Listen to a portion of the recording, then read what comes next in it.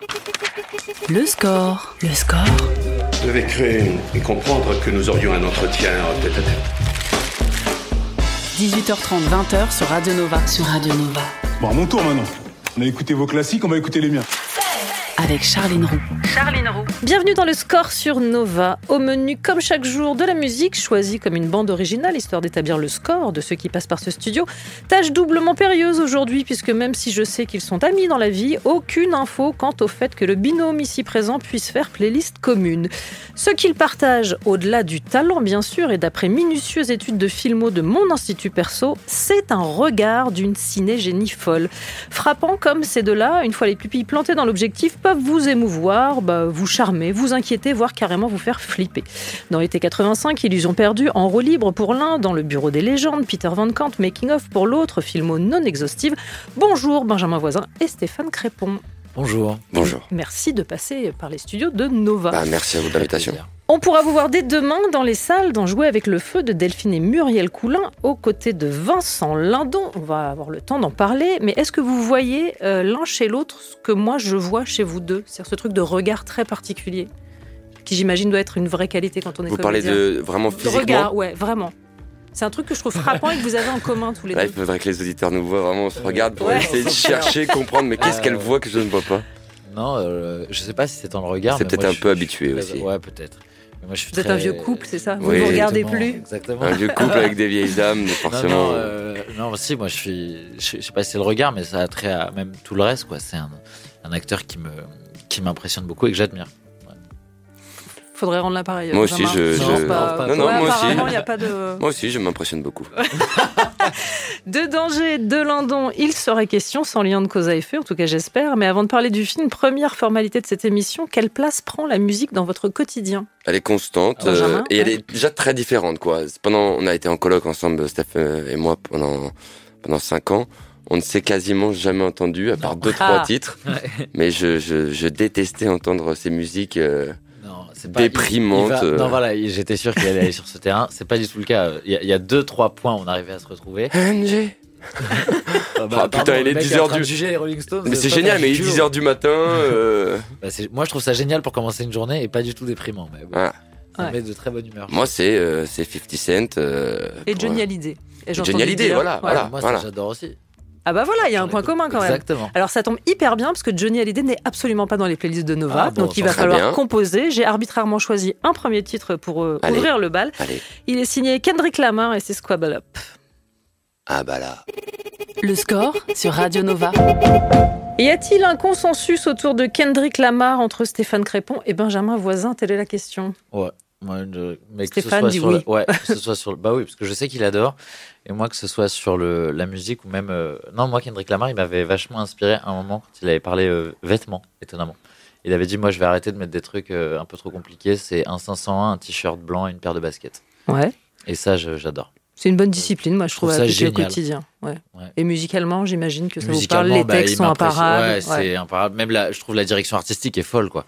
Ces pochettes d'albums, Les clips, c'est du cinéma, quoi. C'est de la folie.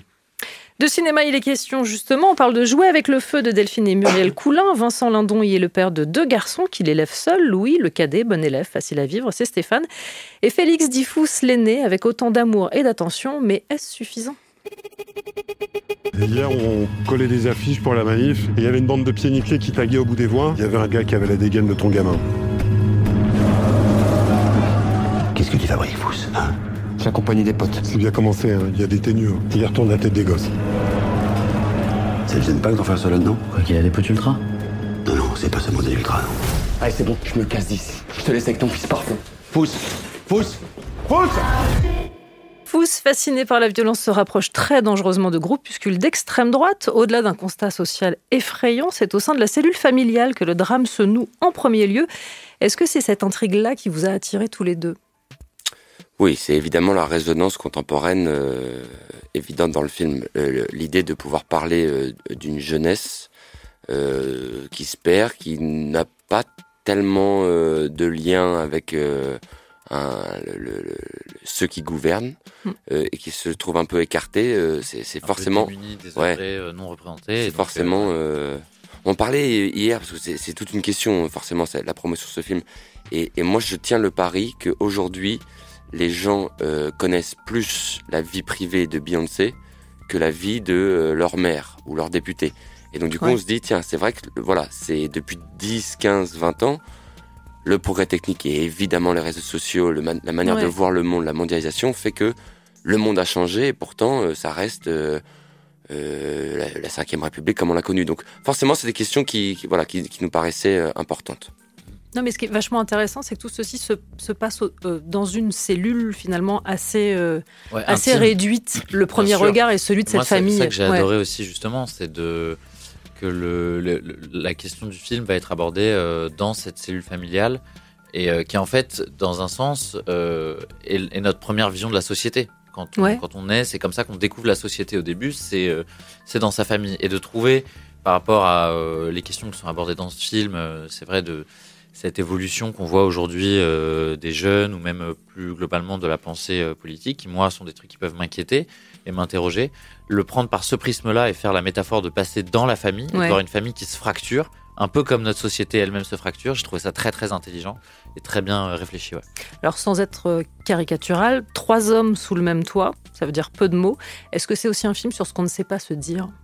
Ah bah ouais, ça communique pas très bien. On voit qu'ils ont du mal à se parler et que c'est, notamment pour le personnage de Vincent Lindon, Pierre, et le personnage de Benjamin Fous, qui rentrent plus souvent en collision que le mien. C'est comme si on prenait 2 grosses pierres et qu'on les faisait s'entrechoquer tout le temps. Donc à un moment, ça commence à faire du feu. Ouais. Mais alors justement, le mode de communication devient rapidement la confrontation. Est-ce que c'est une rythmique qui se travaille aussi ? Alors là, ça concerne plus Benjamin pour le coup, puisque la confrontation... Une rythmique de jeu, vous voulez dire ? Ouais. Oui, ce qui se travaille le plus dans ce genre de situation, de scène, c'est évidemment le silence, parce que c'est les non-dits qui sont intéressants. Le papier, le texte qui est écrit dessus, on s'en fiche un peu, il pourrait y avoir écrit autre chose.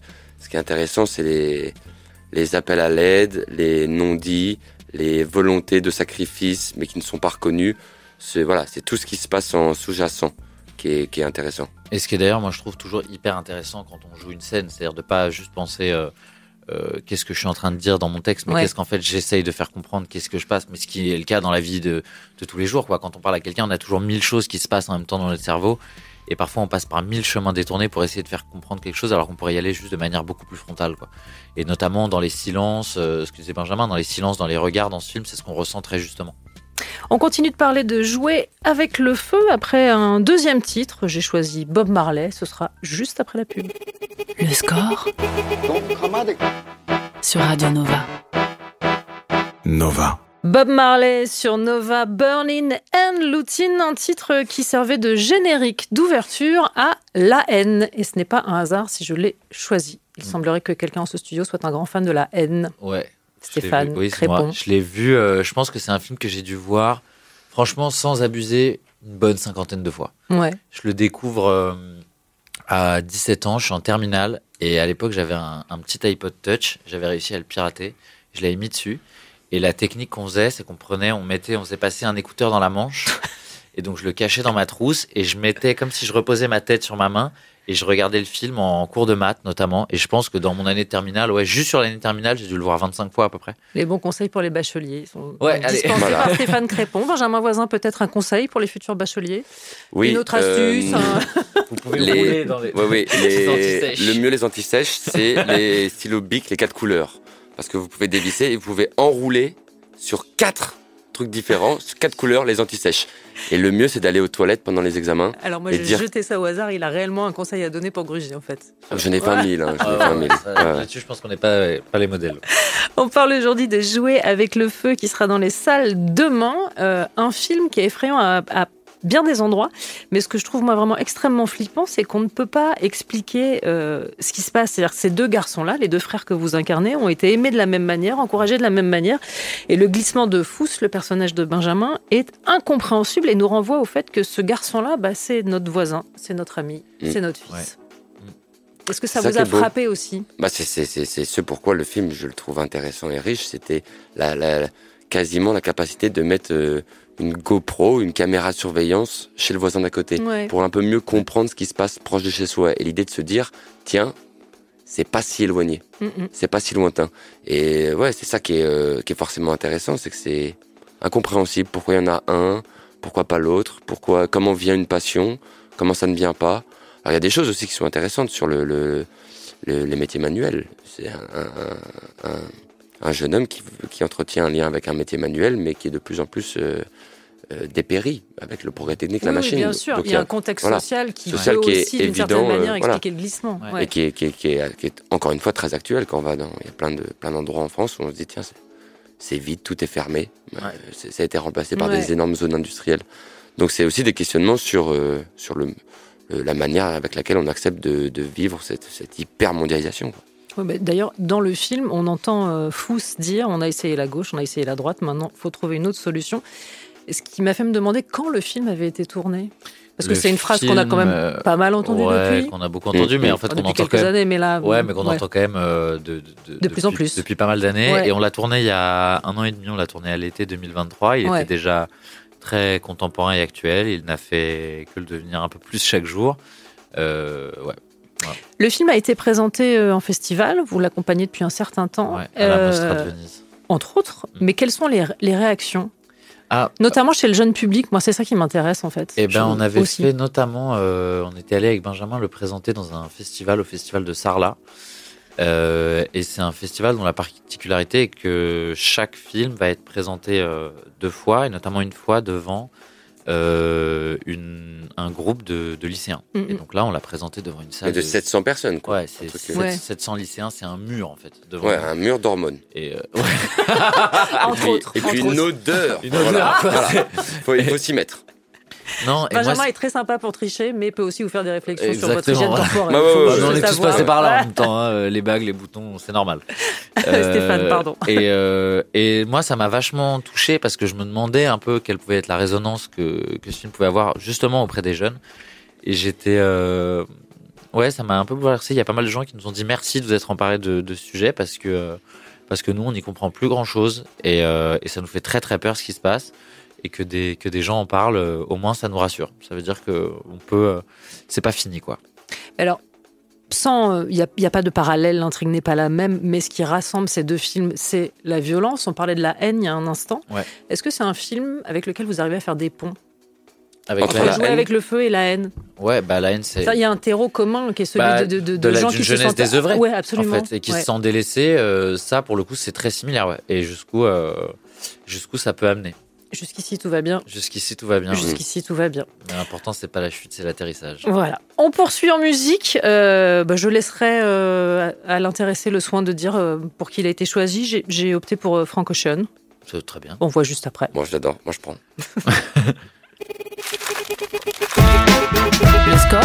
Le score sur Nova, sur Radio Nova.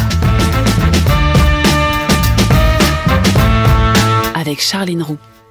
Frank Ocean sur Nova. C'est vachement bien de mettre Frank Ocean après avoir parlé de violence. Oui, c'est Benjamin Voisin qui parle et Stéphane Crépon qui abonde. Oui, c'était un choix pour refaire un peu descendre la. Très malin. Attention. Très malin. Je vous remercie. Ça me fait extrêmement plaisir. On parle de Jouer avec le feu de Delphine et Muriel Coulin. Ce sera dans les salles demain, l'histoire de 2 frères et d'un père. Et quel père, Vincent Lindon. Le film a été présenté à la dernière Mostra de Venise. Le vénérable Vincent Lindon y a reçu le prix d'interprétation et n'a pas manqué sur scène de chanter vos louanges en disant qu'auprès de vous, il avait beaucoup appris. Quelle est donc la nature de cet enseignement ? Et je veux pas d'histoire de 4 couleurs et de Non, c'est beaucoup plus de l'ordre de la déconcentration, je crois. C'est-à-dire celle de se dire on peut aussi passer un bon moment sur le tournage et être très concentré pendant action coupée. Et ça, je pense qu'il avait peut-être une méthode, une méthodologie de concentration où on est venu souffler un peu de vent frais. On passait beaucoup de temps à faire autre chose que jouer, que tourner. Ouais. Mais en fait, je pense que c'est avoir du sérieux avec légèreté. Pas forcément un truc lourd et pesant. On prend très à cœur ce qu'on fait et on minimise pas du tout l'importance de bien faire son travail. Je pense que c'est primordial pour Benjamin comme pour moi. Mais ça ne nous empêche pas de juste arriver plein de joie, de légèreté et de déconner, quoi. Et ça aide même. En fait. Belmondo, il disait cette phrase, il disait « Je ne serai jamais sérieux, mais je ferai tout, toujours sérieusement ». Voilà, et c'est assez bien dit, je trouve. Et ça aide encore plus, ça aide du coup à avoir un lien un peu de famille, quoi. Ça nous a rapprochés du coup de de déconner, d'avoir ce truc un peu joyeux et léger, très vite, on s'est senti un peu ses deux fils et lui notre père. Et Stéphane, je crois que vous aviez reçu au moment du Bureau des légendes un excellent conseil de Mathieu Amalric. Ouais, que je vais vous laisser raconter dans un instant. Mais est-ce que Vincent Lindon en a fait autant et vous a donné à tous les deux des conseils ? non, pas vraiment. Voilà. Il n'a pas Bon, donné ça, des c'est conseils. réglé. Non, mais pas de jeu, quoi. Il était. Si, il donne des trucs, hein. Genre le regard laisse le plus profond, ne va pas chercher ailleurs. Quand on ouvre une porte dans une scène, oui. prendre du recul, parce que dans la vie, jamais on est derrière la porte et on l'ouvre, donc il faut toujours voir l'élan. Ouais. Enfin, des trucs où on se dit, ah oui, il est bien barré parce qu'il s'est posé des questions de vérité, de véracité sur une forme de naturel en même sur temps. une forme de naturel, tout à Ouais. fait, et de comment jouer le plus proche pour être le plus intime, quoi. C'est hyper intéressant. Et le conseil d'Amalric, parce que je ne Le peux pas laisser les gens comme ça dans un suspense insoutenable. Qu'est-ce qu'a dit Amalric on arrivait tous les deux en saison 4 et je l'avais croisé lors des répétitions en amont du tournage dans l'ascenseur de la Cité du Cinéma. Il arrivait avec une parka et un bonnet péruvien, je vous laisse imaginer. Et il me dit t'es le petit nouveau, alors t'es stressé? Je dis ouais, je suis hyper stressé. Ça, c'était un de mes premiers gros tournages. Ouais. Il me dit moi aussi je suis en panique, je suis hyper stressé, mais tu veux que je te dise un truc, c'est hyper bien d'être stressé, le jour où tu seras plus stressé, tu feras que de la merde, crois-moi. Donc vous continuez d'être stressés tous les deux sur les plateaux. En amont, pas sur les plateaux. Ouais. Pas sur le plateau, mais en amont, ouais. Moi, la veille du premier jour de tournage, Benjamin, c'est peut-être différent, mais moi, je ne dors pas de la nuit, c'est une calamité, j'ai le ventre qui se retourne. Chaque jour, en fait, plus les jours avancent et je m'approche du tournage, je me dis, mais pourquoi j'ai fait ça? Je suis débile, je vais pas y arriver, c'est con, faut pas que j'y aille. Ils vont comprendre, au bout d'un moment, je vais me faire griller, quoi. Eh ben non. Vraiment pas. Ouais, J'imagine, Benjamin, que le rôle de Fous a pu être appréhendé par une approche que je qualifierais de physique. Je ne suis pas une spécialiste. Faut taper, que ce soit dans un ballon, dans du mobilier, dans des gens, que ce soit dans une cage de MMA comme dans un stade, auprès d'ultra, avec toute la gestuelle dégueulasse qu'on leur connaît. C'est des scènes qui, j'imagine, ne sont pas anodines à tourner. C'est les plus faciles. Moi, je peux... Ouais. Je trouve que avoir des possibilités corporelles sur des séquences permet déjà totalement de parler de soi sans parler. C'est ce que font les humains, c'est qu'on on laisse les choses transpirer sans en parler. Et c'est la manière de jouer au foot, la manière d'être agressif, la manière de faire des gestes. Je trouve qu'elles sont là aussi pour rendre compte de qui on est. Ouais. Donc ça c'était moi plus il y a des trucs comme ça, plus je suis friand parce que je me dis plus il y a la possibilité d'un travail subtil, de se dire du coup j'aurais peut-être même moins à jouer dans les scènes où j'ai à parler parce qu'il y aura d'autres choses que j'aurais pu montrer auparavant. Déjà compris, j'aurais déjà plus exprimé par mon corps. Alors, il y a justement un personnage qui est presque défini par son corps, Fous, et en face, un autre personnage qui doit donner du corps dans une forme de discrétion. C'est le personnage de Stéphane. Comment est-ce qu'on s'ajuste ? En fait, ça se fait assez facilement. Il y a un truc d'équilibre. J'ai laissé cette phase d'érotomane très satisfait de son corps. Je préfère rester focus. Non, du corps. Attendez, moi je suis satisfait du corps du personnage. Non, il adore son corps. Il le regarde. Il a des glaces partout chez lui. Mais ça va pas. Qu'est-ce qu'ils vont penser Ça part donc en guerre. Allez, vas-y. J'écoute cette phrase. Et donc non, mais moi le personnage. Arrête. Fixe, il me gêne. Je vous ai dit qu'il y avait un truc dans le regard. Ouais, c'est ça. Non, là maintenant je le vois là. Et ça se fait assez facilement. En fait, il y a un équilibre qui se trouve parce que justement, en opposition avec son personnage qui est une espèce de boule d'énergie en permanence, je trouve ça assez logique que son frère. Elle nous avait dit. Les réalisatrices en amont du tournage, imaginez-vous que ces deux personnages, si on les met sur une chaise à roulettes, il y en a un qui va faire le tour de la maison, l'autre n'osera pas bouger au bout de 10 minutes. Ouais. Et c'était assez clair pour moi comme image, quoi. C'est-à-dire que lui, il a un livre dans les mains, ça lui suffit.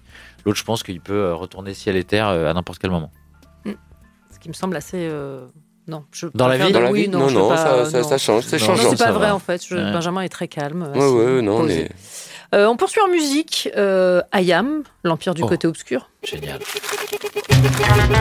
score sur Radio Nova.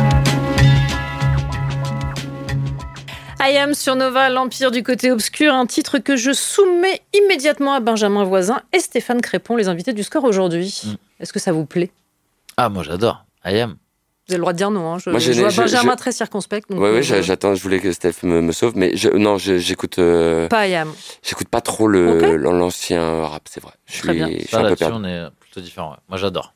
Ouais, et puis parce que je crois me souvenir que Amidala a été dans Star Wars une forme d'épiphanie. Mais plus que ça, c'est la première fois que je tombe amoureux de ma vie. Je pensais que j'étais Anakin quand j'étais petit. Ouais. Et depuis En fait, t'es qui ? En fait, Yoda. Et en fait, Yoda, mais ça, c'est seulement quand je suis en gueule de bois. Mais c'est comme ça que m'appellent mes potes. Benjamin m'appelait comme ça. Il disait, t'es en maître Yoda, là, quand j'étais en gueule de bois à la coloc. C'est avec les phrases à l'envers. Ouais, puis tout vert, en fait. Surtout un petit tête. C'est quand même beaucoup plus sa couleur. Hein. Les phrases, il n'y en avait pas, les phrases. Il n'y avait plus de phrases. Ouais, non, fou amoureux de Padmé Amidala. Bah ouais, j'étais blond platine quand j'étais petit. On me comparait à Anakin, alors que pas du tout. Et donc, je m'étais inventé toute une vie, quoi. Ouais, mais c'est bien. C'est des bonnes bases. C'est super. Et j'avais un Skyblog sur Yoda et un autre sur Amidala. Mais non. Voilà. Ouais. Pardon. Ouais. J'avais un Skyblog dédié uniquement à Yoda. Et j'avais trouvé des photos, je les mettais, je faisais des petits articles et tout. Mais c'est si mignon. Ouais. Bon, voilà. Une passion comme une autre pour Stéphane Crépon.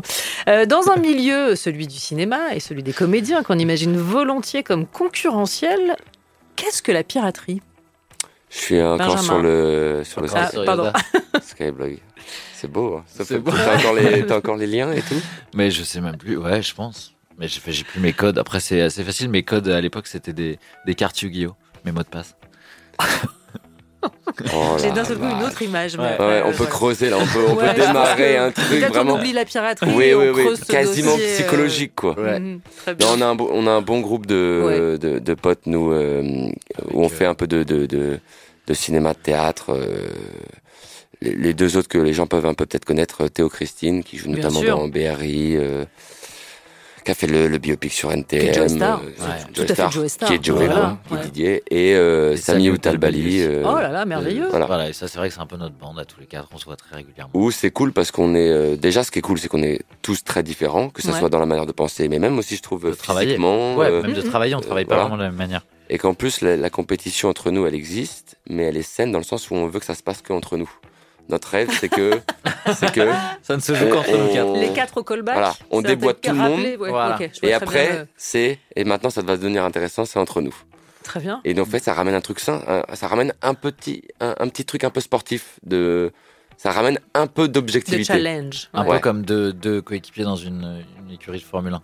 Ouais. On est ensemble, mais le but c'est on veut que l'écurie gagne. Ouais. Mais on veut faire le fest de l'autre. C'est mieux si j'arrive en premier et toi en deuxième. Quand même une perf individuelle. Exactement. Est-ce que ça vous est déjà arrivé de vous retrouver sur le même casting pour le même rôle ? Ouais. C'était même un des premiers même. Enfin, ça nous arrivait plein de fois, mais il y en a un où et moi-même ça a scellé un vrai truc d'amitié.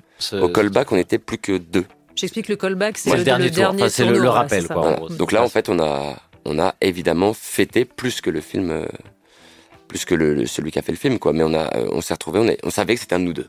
Et voilà, le film, c'était forcément de nous deux. Et moi, ça m'a vachement marqué. On se connaissait depuis 6 mois à peu près, un truc comme ça.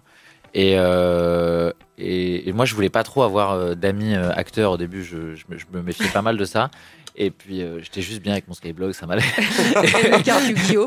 Voilà. Je jouais seul. Et donc, je rencontre Benjamin, ça se passe très bien. Et puis, sur ce casting, ça a vraiment débloqué un truc, parce que j'ai vu que d'abord, comme il a dit, on a plus célébré le fait d'être tous les deux rappelés plutôt que quand l'un l'a eu. Et puis après, en fait, c'est lui qui a eu le rôle. Et quand il est venu me l'annoncer, je l'ai vu arriver. Sans blague.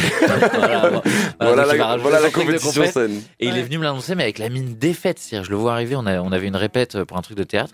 Et il arrive vraiment la mine décomposée. Je dis, qu'est-ce qui se passe? Il me dit, j'ai été pris. Je dis, mais c'est génial. Moi, j'étais trop content. Il me dit, non, ça me fait chier parce que tu l'as pas eu. Et moi, j'étais trop heureux qu'il l'ait eu et lui, un peu triste que je l'ai pas eu. Donc bon, alors moi, je me suis dit, ok, c'est bizarre cette relation-là, c'est chelou, j'aime bien. Il y a un truc de miroir entre vos parcours. Alors, je ne sais pas si c'est un hasard ou mais moi, j'ai noté ça parce que ça me passionne. Vous avez tous les deux été nommés au César. Benjamin l'a gagné. Benjamin, c'était pour un texte signé Balzac, adapté par Giannoli, Illusion perdue. Vous, Stéphane, vous avez été nommé sur une histoire de Fassbinder, adaptée par Ozon, Peter Van Kant. Un avec beaucoup de textes. Ouais. L'autre avec aucun, Stéphane. Zéro. Peter Van Kant, il y a entièrement zéro muet, ouais. Non mais c'est marrant. Qu'est-ce que vous voulez qu'on réponde à un truc de suite? Il y a un truc de miroir, vraiment quoi. Ouais. Le miroir inversé sans doute, mais. Yes. Non mais je sais pas quoi. Très honnêtement, je sais pas quoi vous répondre. Je trouve ça assez étonnant qu'on vous caste pour les mêmes rôles. Ah oui, bah ça. Il y a un ça arrive de moins en moins, ça maintenant quand même. Je trouve. On commence peut-être à s'identifier un peu, mais en fait, le truc qui est vraiment cool, c'est qu'on a on a l'occasion de faire des trucs divers et variés et qu'on s'alimente les uns les autres. Ouais. C'est-à-dire que quand je vois le travail mes Samy ou Talbali étaient au Christ en font partie avec Stéphane, quand je vois leur travail, je me dis putain, leurs travaux même, je me dis putain, ils mettent la barre plus haute et ils vont chercher à se différencier. Quand Steph, je le vois dans un rôle, Peter Van Kant, faut que les gens voient ça, de François Ozon, un film de François Ozon, où il dit pas un mot et c'est que le corps qui parle, je me dis mais comment il fait ça? Donc ça c'est cool. Moi, je vais apprendre à faire des questions avec un point d'interrogation à la fin. Vraiment, je suis extrêmement vexée. Pas du tout. Vraiment une habitude, mais c'est le temps de la pub en fait. C'était vraiment un lancement comme un autre. Allez, on se retrouve juste après. Le score sur Nova. Charline Roux. Nova. Toujours en compagnie de Benjamin Voisin et Stéphane Crépon, venus nous parler de Jouer avec le feu qui sera dans les salles demain. Alors, je vais vraiment passer mon émission à faire le jeu des points communs et des différences. Mais il semble que parmi les choses qui vous rassemblent aussi est l'amour des grands auteurs ou en tout cas des grands textes. Ouais. Merci Stéphane. Ça. Voilà. Alors, je passe à la suivante. Ça et Call of Duty. Ouais. Ah, c'est vraiment deux salles, deux ambiances pour le coup. Ouais, mais faut faire les deux. Là, c'est bien en fait. Entre deux parties, on se lit des poèmes. On est comme ça avec nos casques. Et je dis alors, ok, super. Et Là, entre ta partie deux de domination, tu l'as bien gérée. On a fait un top 1 là.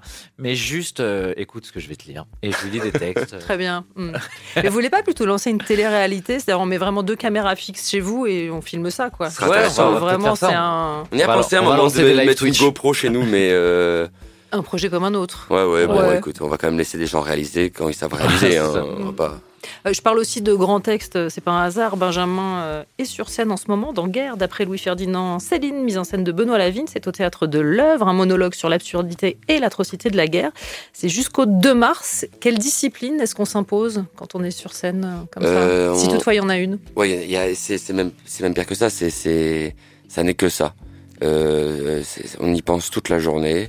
On est lié à ça, on va vers ça. On passe les heures en sachant qu'il y a un moment, on va avoir un lever de rideau et des gens vont être là et ils vont avoir le droit de dire j'ai payé, alors je veux être ému, je veux pleurer, je veux apprendre, je veux être instruit. Et je trouve que c'est très noble. Au cinéma, parfois, moi je suis un peu perdu parce que je me dis mais comment ça, à 700 km de chez moi, il y a un type ou une nana qui a vu mon film. J'ai un peu du mal à le capter encore. Alors qu'au théâtre, c'est quand même très logique pour moi. Une forme de prise directe. Prise directe, et puis surtout le bonheur de se dire, au cinéma, il y a des horaires à 10h, à midi, à 14h, à 16h. Au théâtre, la plupart, ils ont fait un 9h-18h. La plupart. Donc, il y a la tête embrumée de toute la journée, les patrons qui a dit on fait ça, l'ordre des employés, le machin. Et de se dire, tiens, venez, on lâche un peu ça. On se met tous ensemble dans une salle. Et c'est ça ce qui est beau dans le spectacle vivant. C'est de se dire, on va regarder le travail d'une personne qui est là pour nous émouvoir. Et je trouve que parfois l'émotion peut manquer dans la société d'aujourd'hui. Voilà, la vraie de vraie, celle de un contact entre les gens. Et c'est encore mieux, à mon sens, quand l'émotion est travaillée. Quand il y a un prestataire qui s'appelle un acteur, un musicien. Un prestataire. Un peintre qui ouvre une galerie, voilà. Il y a un SAV, un truc. Il y a un SAV, évidemment, si vous n'êtes pas content, vous êtes remboursé. Non, mais à hauteur franchement, de 10%. moi, j'y suis allé, je l'ai vu plusieurs fois. Je l'ai vu quand il l'a créé à Avignon, je l'ai vu ensuite quand il l'a exploité à Paris l'année dernière. Et j'y suis retourné là, vraiment, juste il y a 2 jours. J'invite tout le monde à aller voir ça parce que j'ai pris alors que je l'avais déjà vu 2 fois, j'ai pris une claque monumentale. Je dis pas ça parce que c'est mon meilleur pote, mais c'est, je pense, une des performances d'acteurs les plus folles que j'ai vues. C'est impressionnant. Le texte, voilà. Et en plus, on entend un texte qui est assez dingue et qui, moi, m'a bouleversé. Mais que ce soit le texte et ce qui se passe sur scène, comment c'est interprété, franchement, chapeau bas. Bravo l'artiste. Pas mal, dis donc. Ouais. Est-ce que le fan de Coltès, en l'occurrence Benjamin Voisin, va aller voir ses camarades dans Roue libre, Marina Foïs et Jean-Charles Cliché dans Les Idoles au théâtre de la Évidemment. Est-ce qu'on peut jongler entre les deux? On peut évidemment jongler, mais j'ai pas leur date encore. Mais par contre, je l'avais déjà vu. Ça s'est joué à l'Odéon. Moi, je l'avais vu, c'était vachement bien. Moi, je l'ai vu à Nanterre, je crois. Ah ouais. Je crois qu'il l'avait joué pas mal de fois, et je vais évidemment y retourner, évidemment. Puisqu'on parle de camaraderie, est-ce qu'il y a des comédiens, des comédiennes face auxquels vous n'avez pas fait les malins? Tu vois, Marina, par exemple, faut y aller. Ouais. C'est-à-dire que moi, en plus, c'était pour une comédie, donc je me suis dit, voilà, c'est pas mon domaine de prédilection. Comédie en vase clos, hein. Vous êtes tous les deux enfermés dans une voiture. Voilà. Heureusement qu'il y avait un petit côté sociétal, je veux dire, pour m'aider un peu. Mais oui, Marina, Jeanne Balibar, je trouve d'une assez excellente, très effrayante de par sa certitude dans le jeu d'actrice. Ouais. Elle sait exactement ce qu'elle fait, c'est assez surprenant. Et pour aller retirer un peu, pour revenir un peu sur le sujet, oui, Vincent Lindon, ouais. c'est quand même d'une précision et le premier jour, on s'est dit merde, comment il va jouer la scène avec Stéphane, on a inventé plein de trucs. Et sa première phrase, c'est moi je m'inquiète. Et on s'est dit on va jouer la scène et Stéphane va lui dire non, ça moi, va. je m'inquiète pas, moi. Moi, je m'inquiète pas. Lui, on s'est dit, il va jouer, moi, je m'inquiète. Pas du tout, il arrive première scène, moi, je m'inquiète. Un cow-boy. On s'est dit, oh, waouh, ok, on va reprendre. D'accord. Dès la deuxième prise, on va tout resserrer, en fait. Non, moi, les acteurs où j'en menais pas large, c'était, c'est vrai, Vincent, évidemment. Denis Ménochet, ouais, bien sûr. Dans Peter Van Kant. Dans Peter Van Kant. Et puis après, quand même, j'ai eu l'extrême chance de tourner avec Isabelle Adjani et Isabelle Huppert. Dans Les Promesses. Isabelle Huppert dans Les Promesses, Isabelle Adjani dans Peter Van Kant. Ouais. Et justement, sur Les Promesses, avec Isabelle Huppert, le jour où je dois tourner une longue scène avec elle, où en plus je dois lui en mettre un peu plein la gueule, il y a le régisseur qui vient me chercher chez moi, on a un long trajet. Et il me dit alors, ça va? Moi, j'ai fait tout un truc à me dire genre non, ça va et tout, c'est va, mais bon, c'est une collègue de travail. Jésus, j'ai fait mon truc. Et il me dit ah putain, tu tournes avec Isabelle, ça va, t'es pas trop stressé? Je dis non, écoute, moi tout va bien. Et là, il me dit en plus, t'as vu l'article du Monde ce matin? J'ai dit non, qu'est-ce qu'ils ont fait? Ils ont fait la liste des 10 plus grands acteurs du monde du 21e siècle. Je dis et quoi? Les deuxièmes. Le premier, c'est Denzel Washington. Allez, bon courage, mon pote. Je dis non, franchement, tu peux pas me faire ça là maintenant, quoi. Et donc je suis arrivé, j'étais pas fier. Ouais. Mais les genoux n'ont pas claqué. Non, pas du tout. Il n'y a pas eu besoin de plusieurs prises au son parce qu'il y avait un problème de. Finalement, je me suis marré. On a passé un très bon moment et c'est une partenaire de jeu formidable. On va juger vos talents de DJ ou en tout cas de sélectionneur. Pas du tout, ça ne marche que pour le foot. Bon, enfin bref, je vais vous ouvrir les playlists de Nova. Vous allez choisir des titres, mais le dernier de cette émission, c'est moi qui le choisis. C'est Doechii et Slide. Le score sur Nova, sur Radio Nova. I think I'm going to fall. Oh, fucking hell. Doechii a-t-elle les faveurs de Benjamin Voisin et Stéphane Crépon? Oui, je suis obligée de demander une approbation sur tous les titres que je propose. Oui. Je connaissais pas, j'aime bien. Stéphane, c'est oui, sympathique. Ok, voilà. Oui. Ouais, moi Benjamin. j'adore les clips qu'elle sort en ce moment là sur le dernier album. Il faut regarder son concert au Tiny Desk, qui est la ça, radio. C'est dingue, franchement. C'est et puis fantastique. ce truc-là avec l'autre nana qui l'interroge, et puis cette manière de parler, rapper, chanter. Et puis même, j'aime bien son flow, j'aime bien les fringues, j'aime bien le délire un peu... Je sais pas, j'aime bien. Elle est parfaite. Ouais. Avant de se quitter, il y a une autre tradition dans cette émission, c'est une rafale de questions sur la musique. La règle est la suivante, il n'y a pas de réflexion pour vous, vous allez répondre l'un après l'autre et impossible pour moi de revenir sur vos réponses et vous demander de les justifier. Enfin, ceci dit, après les anecdotes de Skyblog et de... Ouais, je suis pas sûre de ne pas juger Stéphane à un moment, je ne vous garantis pas le...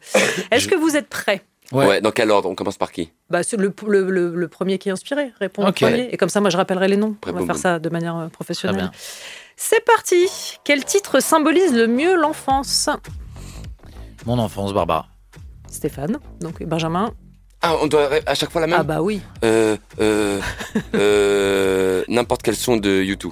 Très bien. Le titre qui symbolise le mieux l'adolescence, et cette fois, je commence par Benjamin. David Guetta et Akon. Des trucs genre... Sexy bitch, tout comme ça là. Stéphane. Booba, tout l'album Lunatic. Votre hit de karaoké. Je laisse le soin à celui qui est le plus inspiré de se lancer en premier. Une Stéphane. autre histoire. Gérard Blanc. Gérard Blanc, bien sûr. Benjamin. Dua Lipa. Laquelle? Je sais pas laquelle c'est. C'est risqué quand même, Dua Lipa en karaoké. Alors par contre en karaoké, il faut que ça soit risqué. C'est pas drôle quand on est sur des... Ouais, faut aller direct sur Céline Dion, quoi. Sinon, voilà, faut envoyer du lourd. Je vois bien le mental. Le titre qu'on serait peut-être surpris de trouver dans vos playlists. Moi, j'ai c'est pas des titres précis, mais j'ai parfois de l'énorme dubstep. Très bien. Des trucs qui tabassent l'oreille où t'es à 2 doigts de saigner. Mais je le mets en plus très très fort pour voilà. Moi, Arvo Part, c'est une espèce de truc où il a fait des sons avec des chants grégoriens et tout, des trucs comme ça. C'est pas si étonnant. Un mec qui fait un Skyblog sur Yoda, c'est pas si étonnant. Je n'osais pas y aller, mais... Bref. Le titre qui vous propulse immédiatement sur la piste de danse. Freed from Desire. Gala, pour Benjamin. Stéphane. Baccarat, Yes Sir, I Can Boogie. Et le titre qui vous en fait immédiatement sortir. Moi, Stéphane j'adore le titre, mais les gens qui dansent sur bande organisée, ça suffit, quoi. On peut pas danser sur ce morceau. C'est quoi, juste on sautille? Non, ça va. Moi, j'aime bien l'écouter, ça me met la pêche, mais on danse pas là-dessus. Ça rigole pas sur Skyblog. Une politique de la danse qui est quand même très... Benjamin, un titre qui fait sortir de la piste de danse? Ouais, les chenilles, là. Tout ce qui est danse collective. Patoche Sébastien. Moi, ça, je reste. Mais il est fou. Il est fou. Votre chanson de comédie musicale préférée? Dans West Side Story, quand il chante Jet, non Maria. Je vais pas mettre à chanter, mais voilà. Si, c'était bien. Ouais, moi je suis assez d'accord. Ça vous rassemble, parfait. Magnifique. Le titre que vous avez le plus écouté ces derniers jours? Moi, j'ai découvert un artiste là qui s'appelle Johnny Jane et j'écoute pas mal ses musiques, notamment une qui s'appelle. Il y en a deux que j'écoute beaucoup. Il y a 1998 et Dis-moi pourquoi. Ça, c'était pour Stéphane. Benjamin? This Week de Lil Baby. Très bien. Et la chanson dont vous avez un mal de chien à vous débarrasser une fois que vous l'avez en tête, mais catégorie pénible. Moi, c'est pas pénible, mais ce que j'ai depuis des années et des années, j'ai la musique du Parrain dans la tête. Vraiment, je la momonne tout le temps, je la chantonne en permanence. J'ai les accords du Parrain tout le temps dans la tête. C'est assez flippant, Stéphane. Vous êtes conscient quand même. Mais elle est hyper belle. C'est la musique de Nino Rota. Hitchcock. Les oiseaux dans la tête tous les jours. Psychose. J'avais pas compris pourquoi il était venu avec une tête de cheval, mais ça y est, ça fait sens en fait. Je l'ai. Et Benjamin? C'est un petit côté fétichiste. Alors une musique. Le lac du Connemara. Ouais, voilà, le Connemara, ça sort une fois, c'est un enfer. Brûlé, et c'est fini. Ouais. C'est fini. Et pour toute la journée, c'est cadeau, ça fait plaisir. C'est cadeau. Et là, tout le monde là, du coup. Bah oui, et Barbie. I'm Barbie girl. Allez, bonne chance. Bonne journée tout le monde. Cette émission s'était si bien passée jusqu'ici, vraiment. Pourquoi cette ça sortie de sur la route, vraiment. Je rappelle votre actualité à tous les deux. Jouer avec le feu de Delphine et Muriel Coulin, avec également Vincent Lindon plutôt, c'est ça son nom.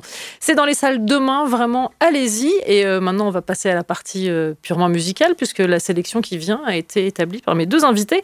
Adriano Celentano, c'est le choix de Stéphane Crépon. Pourquoi lui? Parce que j'adore, ça met en joie. Moi, j'écoute ça le matin avec un café et la journée est directement belle. No guitars. Le score. No stop. Sur Radio Nova. No fun.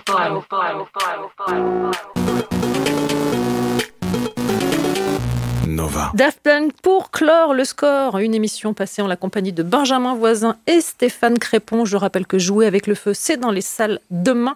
Merci mille fois à tous les deux d'être passés par ce studio. Merci pour l'invitation surtout. Mais merci à vous, non vraiment j'insiste. Non, merci à vous. Non, vraiment, c'est vous. J'insiste. Non, vraiment, c'est moi. Non, je vais me fâcher. Vraiment, c'est moi qui vous remercie. Allez, moi je m'en vais. Ciao tout le monde. Je vous embrasse. Il est 20h, il est grand temps de retrouver David Blo et le Nova Club.